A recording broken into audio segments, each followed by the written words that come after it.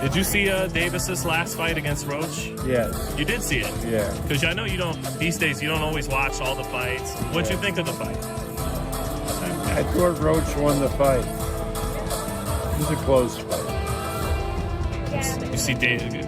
I think Davis has to start taking boxing seriously. You know, it's not just a media kind of thing. Mm-hmm. I don't know. I don't know the kid.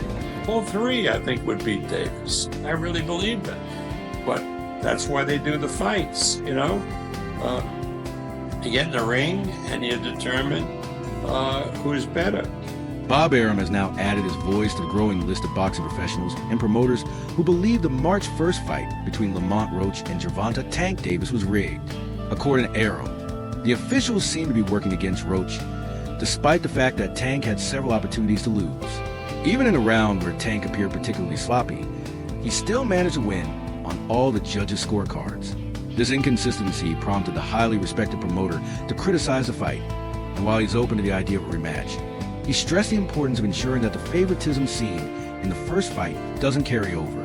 With the entire world watching, Arum emphasized that any repeated bias would be unacceptable. But he seems sort of ordinary. In that fight, so you think, you know, he wins the rematch, though? Perhaps he comes in with a better mindset? I have no idea. Yeah. I don't know the kid. Yeah. So I don't know if he's capable of changing. What made you want to, usually, sometimes you don't watch these. Legendary boxing promoter Bob Arum has issued a stern warning to Gervonta "Tank" Davis following his controversial draw against Lamont Roach on March 1st. Arum, who felt Davis looked vulnerable and unimpressive in his recent performance, urged the undefeated fighter to take boxing more seriously. "I thought Roach won the fight. It was a close one," Arum told Sean Zip. Davis needs to start treating boxing seriously. It's not just about the media hype. He looked pretty ordinary, and I'm not sure if he's capable of changing. Davis, still unbeaten at 30-0-1, struggled throughout the bout, even taking a knee in the 9th round, a moment the referee controversially did not rule as a knockdown. Fights, what made you want to tune in that time? You wanted to get a good look at him? Yeah, I want to get a look at him because he's been mentioned as a possible opponent for fighters that I promote. Are you looking at Keyshawn Davis as potentially like the flagship fighter of the company now? The guy to build around? I really think so. I think Shakur beats him. I think Teofimo beats him. And I think Lomachenko beats him. Well, Tank Davis is an excellent fighter, and he's a big attraction. So sure, we would like to match any of the guys that you've mentioned against Tank Davis and see how well they would do. I like our guys to win the fight, but that's why they do the fights, right? So again, we're open to any of that. Arum's interest in Gervonta Davis's career and future goes beyond casual observation. He sees Davis as a potential opponent for a stable of rising stars at top rank, including Keshin Davis, Raymond Muratalla, and Abdullah Mason. However, just weeks after the Roach fight, Arum is now openly questioning Davis's future following his recent comments. "I wanted to get a good look at him because he's been mentioned as a possible opponent for some of the fighters I promote," Arum said. Despite this, Davis could opt for more lucrative opportunities against the likes of Jake Paul or pursue a rematch with Ryan Garcia. You know, as far as Tank Davis is concerned, I think that more and more we're talking with BBC and we'll be making fights with them. Is part of, you know... That said, a rematch between Davis and Roach is likely to happen soon, although it's not yet confirmed, and Davis could still choose to face a different opponent. The initial bout between them ended in a majority decision draw, with scorecards of 115-113, 114-114, and 114-114. However, Roach appealed the decision due to a controversial call by veteran referee Steve Willis in the 9th round. After being hit with a left hand from Roach, Davis dropped to one knee just seconds later. Willis began a 10 count, but then inexplicably stopped and ultimately decided not to call a knockdown. Davis later explained that he took the knee to wipe his eyes, complaining that the grease from his braids was bothering him. However, according to boxing rules, fighters are not allowed to call their own timeouts. Therefore, Davis's unplanned kneel down should have been ruled as a knockdown. Four quarters, judge at the ringside. Eric Marlinsky scores about 115 to 113 in favor of Gervonta Davis. Judges Steve Weisfeld and Glenn Feldman both scored about 114 to 114, even a draw. The decision is a majority draw.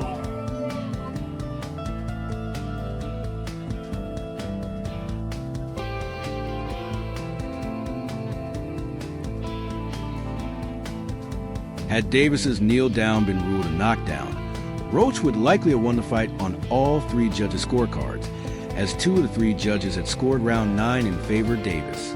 If Roach had been credited with a knockdown, all 3 judges would have likely scored the 9th round 10 to 8 in his favor. This would have resulted in final scores of 114 to 113, 114 to 113, and 115 to 112, all in favor of Roach. The New York State Athletic Commission, NYSAC, utilizes instant replay technology to overturn referee decisions if they believe an error was made. However, a similar reversal wasn't possible on Saturday due to a technical issue, according to the commission. What was going through your mind when you heard the decision? Nobody like a draw, you know, from a guy that get knockouts and things like that, but it's cool. I feel like if we fight again, I could do more. And I should have did more. I was lost in I lost track in the rounds. That's why we need what is it called? Yeah.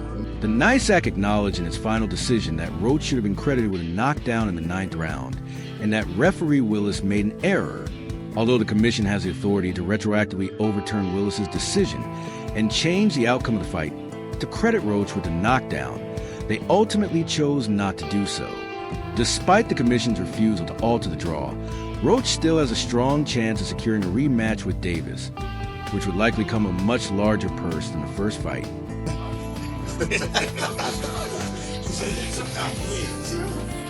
I didn't know what round it was. Facts. Tank, Eric Blum from DailyMail.com. First off, your coach just said, can you confirm, did you get your hair done 2 days before the fight? Yeah. I ran water over it today, but I must say it didn't do it enough. Can you describe what the feeling was like in the ring? As Davis holds the WBA title, the WBA sanctioning body has the authority to order him to face Roach again, and failing to comply could result in Davis being stripped of his belt. WBA President Gilberto Mendoza indicated to the ring that he is ready to order a second fight between the two. Additionally, Davis has the option to voluntarily initiate an immediate rematch with Roach, as the contract for their first fight included a rematch clause in the event that Davis did not emerge as a winner, which he did not. Say no more. I'm pushing for a rematch, Davis wrote in a social media post.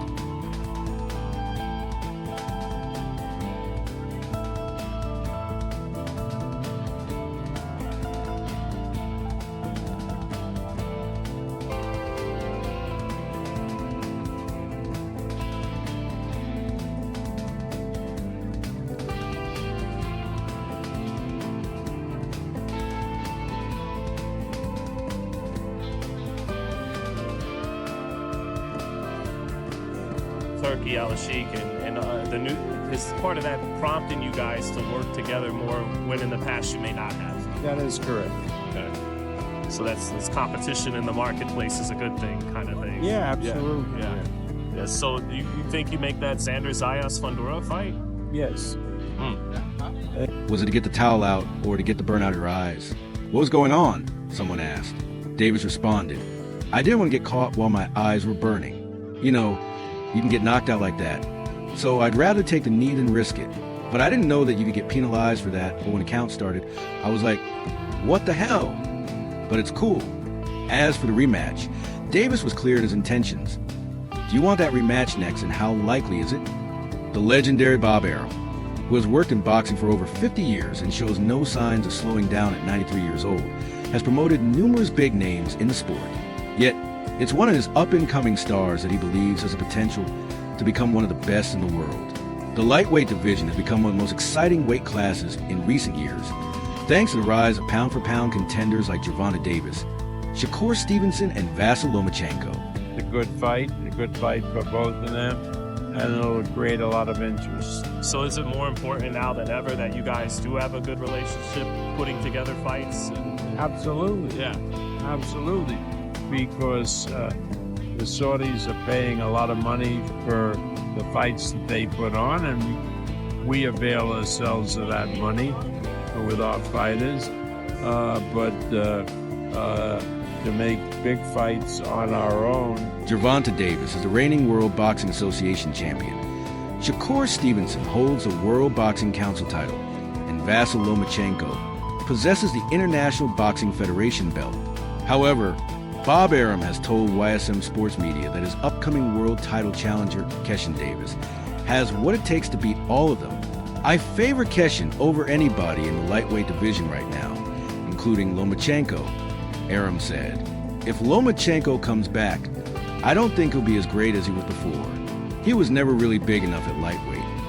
He was better at featherweight and junior lightweight. I think Keshin is better than anybody in the lightweight division. Arum has also been on a mission to protect the sport from the influence of the Saudis and Dana White, calling it the ripple effect of Turki Al-Sheikh's boxing ventures. It's one of those situations when a common rival appears on the horizon, Arum explained.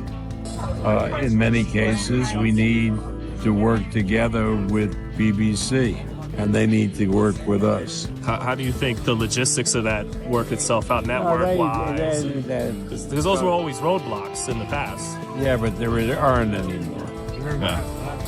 I mean, they do most of their... The seasoned Bob Arum understands that the old guard cannot tackle the new force alone. So why not unite and face the challenge together? This essentially encapsulates the hints Arum dropped in a recent interview, which suggested a collaborative approach aimed at revitalizing the sport of boxing. The rise of the Riyadh season TKO boxing event has clearly unsettled the boxing world, as confusion continues to surround how this new promotion will operate. Key issues, such as its relationship and coexistence with other promotions and sanctioning bodies, remain major concerns, with rumors adding fuel to the fire. Uncertainty often breeds insecurity, and naturally, to avoid any potential disaster, setting up a preemptive deterrent becomes crucial. Perhaps this is why, in light of recent developments, Bob Arum may consider reaching out to his rival Al Haymon's PBC. And what better way to solidify this newly formed partnership than by putting on a major event headlined by a boxing superstar? Pay-per-view with Prime, and we have a great relationship with Prime, particularly in Japan. With the new way. Right. Do you, I know you've mentioned others, DAZN, Netflix is getting into. What do you think top rank? The conversation initially focused on Vasyl Lomachenko's potential return, but later, Bob Arum also discussed the title fight between Lamont Roach Jr. and Gervonta Tank Davis from earlier this month. Like many others, Arum felt that Roach had done enough to secure a well-deserved victory. This led Sean Zittle to bring up the topic of potential title unification involving top ranks Keshin Davis, Tank Davis, and Shakur Stevenson. Arum, however, ruled out a potential fight between Keshin Davis, whom he even compared to Sugar Ray Leonard, and his friend Shakur Stevenson. That said, he acknowledged that things in boxing can always change, but he made it clear that there is a strong alternative.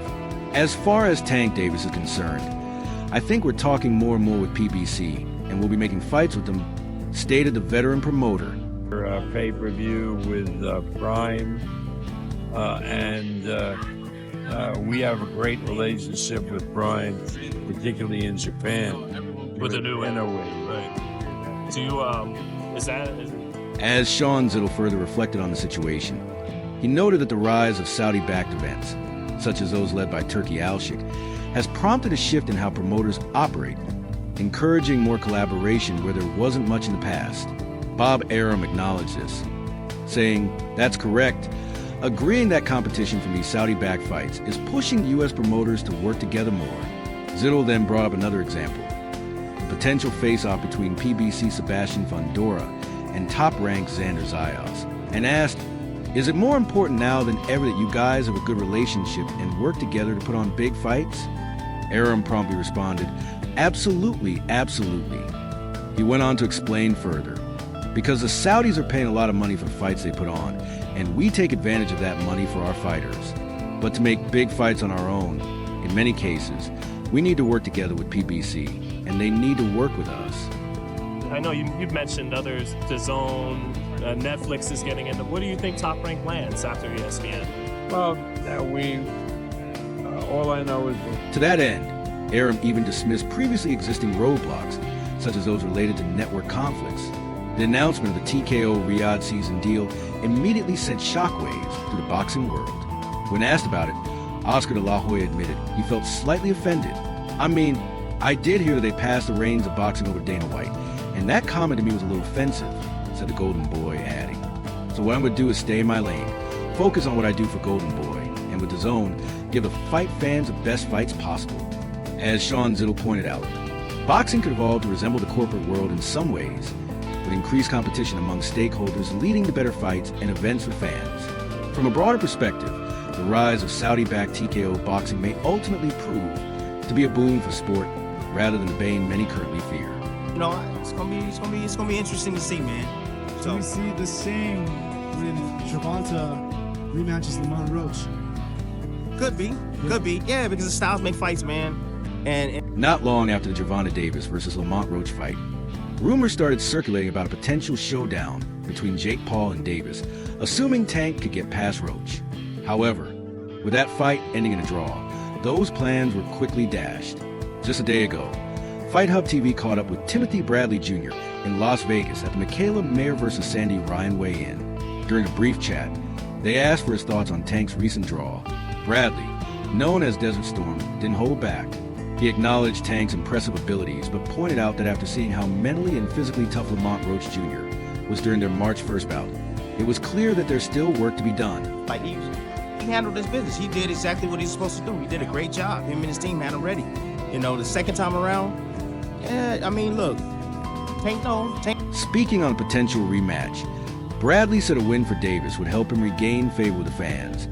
Despite the controversy surrounding the first fight, Tank knows what he brings to the table. He knows he's tough opposition, and he knows his style is tough as well. I'm sure he'll go back to the drawing board and figure out what they can improve on. They're going to put their best foot forward. Bradley explained. He also pointed out that the fact Roach put Tank on the canvas in the 9th round should serve as all the motivation Davis needs to come back stronger. That's all for now. For the latest updates on news, moments, events, and action in the world of boxing, stay connected by subscribing to our YouTube channel. Don't forget to turn on notifications so you're alerted when we drop new content like this. Until next time, peace out